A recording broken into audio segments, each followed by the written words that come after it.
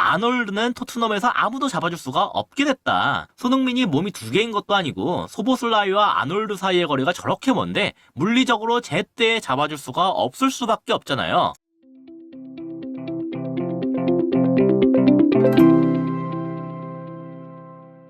안녕하세요. 축구 보는 기자 축복입니다. 저번엔 토트넘의 공격적인 문제점에 대해 다뤘었는데요. 오늘은 수비에서의 문제점에 대해 다뤄보려고 합니다. 그 중에서도 일부에서는 손흥민이 수비 가담을 안 한다. 특히 현지에서 리버풀전 이후로 그런 말들이 나오고 있는데 이것에 대한 반박을 위주로 구성하려고 해요. 먼저 그럼 왜 현지 일부에선 저런 반응이 나왔냐? 반응 자체는 어떻게 보면 아주 자연스럽습니다. 간단하게 오른쪽 풀백인 아놀드가 이날 어마어마한 활약상을 보였고 포메이션만 놓고 봤을 때 왼쪽 윙어인 손흥민이 그의 전술적 마크맨이 되기 때문이에요. 그러니까 아놀드가 자유롭네. 손흥민은 대체 뭐 하고 있는 거야? 라는 식인 거죠. 실제로 실점 직전의 장면만 보면 이러한 주장은 언뜻 일리가 있어 보이기도 합니다. 하이라이트로도 보통 여기에서 아놀드가 프리하게 올렸다 정도가 남기도 하고요. 근데 이거는 상황을 너무 단편적으로 보는 겁니다. 손흥민이 아놀드를 타이트하게 잡지 못한 것에는 첫째로 리버풀이 그렇게 되게끔 전술적으로 준비를 해왔던 것과 둘째로 토트넘의 수비 구조가 그렇게 될 수밖에 없게끔 짜여있다.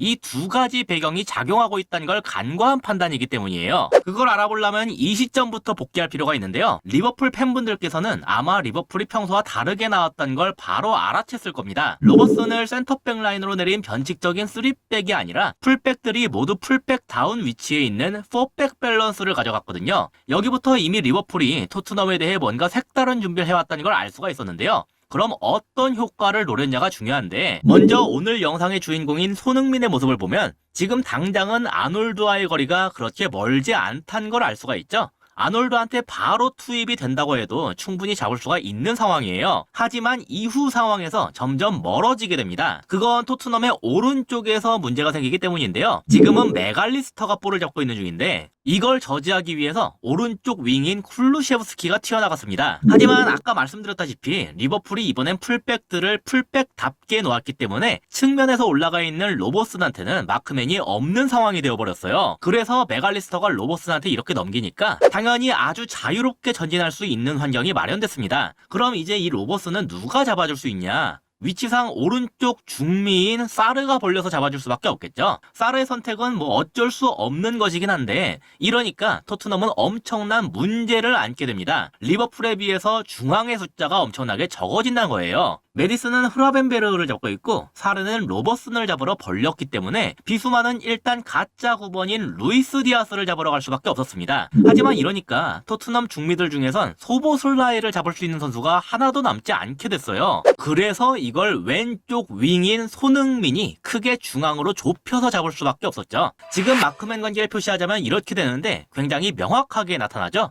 여기에서 이미 답이 나온 것과 마찬가지입니다. 아놀드가 프리했던 건 손흥민이 안 뛰어서가 아니라 손흥민이 소보슬라이를 잡으러 갈 수밖에 없었기 때문이란 거예요. 게다가 살라의 위치를 보면 리버풀이 이러한 상황을 아주 대놓고 노렸다는 게 보이는데 원래 살라가 이런 상황에서 이렇게 마치 톱처럼 중앙에 있질 않습니다. 보통 가장 반대편 측면에 있다가 들어오는 식이죠. 하지만 이날은 유독 그레이와 스펜스 사이에 위치하는 모습이 자주 보였어요. 이거는 스펜스와 그레이를 자신이 있는 중앙에 계속 묶어두겠다는 거예요. 토트넘의 왼쪽 윙인 손흥민은 소보슬라이가 잡아두고 왼쪽 풀백인 스펜스는 살라가 잡아주겠다는 거죠. 그렇기 때문에 이렇게 리버풀이 반대로 전환을 하게 될 때 아놀드는 토트넘에서 아무도 잡아줄 수가 없게 됐다. 손흥민이 몸이 두 개인 것도 아니고 소보슬라이와 아놀드 사이의 거리가 저렇게 먼데 물리적으로 제때 잡아줄 수가 없을 수밖에 없잖아요. 그리고 아놀드가 그 넓은 공간적 여유를 가진 상태에서 특유의 킥 능력을 통해 기회를 만들어낸다. 그게 바로 이날 리버풀이 갖고 온 컨셉이었습니다. 따라서 아놀드가 자유로웠던 건 리버풀이 그렇게 되도록 준비를 해왔기 때문이고 토트넘이 전술적으로 보이는 수비 구조에 허점이 있기 때문이지 일부 현지에서 나오는 반응처럼 손흥민이 안 뛰어서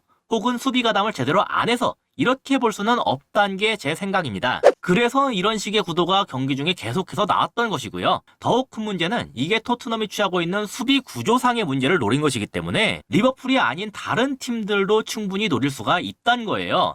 당장 노팅엄전에서도 똑같은 문제가 발생됐는데 토트넘의 오른쪽에서 뚫리기 시작하니까 이걸 커버하기 위해서 중미들이 저쪽으로 쏠리게 됐고 자연스럽게 손흥민도 중앙에 위치하는 선수, 이 경우는 34번의 아이나 선수죠. 아이나를 잡기 위해서 중앙으로 좁힐 수밖에 없었어요. 여기서 조금 뒤에 있는 깁스 화이트가 만약에 좀 벌린 위치에 있었다면 리버풀전에서 아놀드가 갖고 있던 것과 똑같은 이점을 얻게 되는 겁니다. 노팅엄이야 여기서 그냥 바로 크로스를 올리는 걸로 마무리를 지었지만 저 뒤에 있는 이 뻥 뚫려 있는 공간이 보이시죠? 리버풀은 여기에 킥 능력이 좋은 아놀드를 뒀던 거고 노팅엄은 직접 돌파해서 슈팅을 노릴 수 있는 엘랑가를 전진시켜서 둔 것뿐이에요.